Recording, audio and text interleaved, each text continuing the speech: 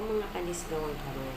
So, ang ipapakita ko naman sa inyo ngayon ay kung paano ang paggawa ng single crochet.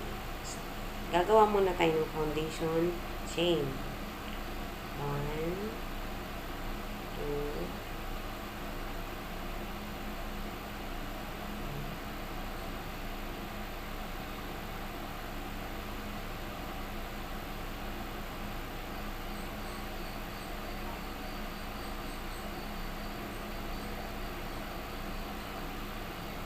yan yung ating foundation chain.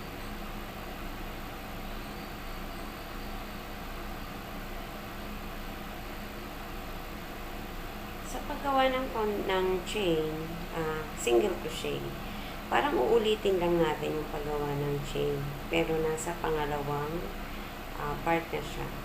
Okay? Ito na yung ating single crochet. So, papasok natin dito sa sinusundan. Kunin natin yung yarn.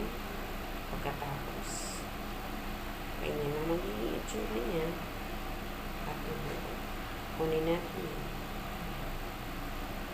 Single crochet. So, hindi pa ninyo mapapansin yan. So, kailangan natin ulitin. Sumunod naman ay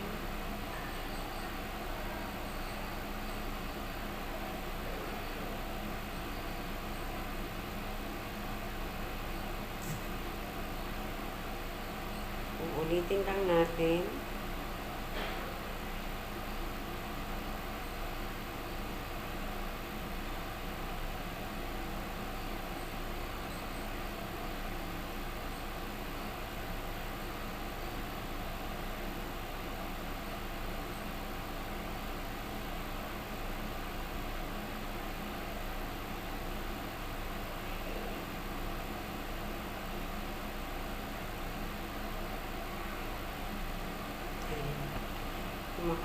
Yan, kung mapapansin nyo, yan.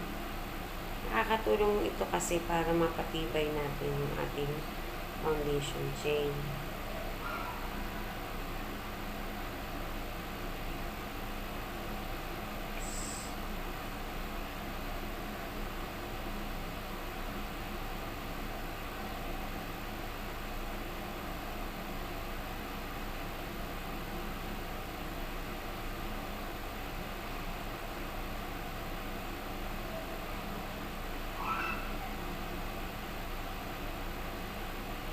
Ito ang single crochet.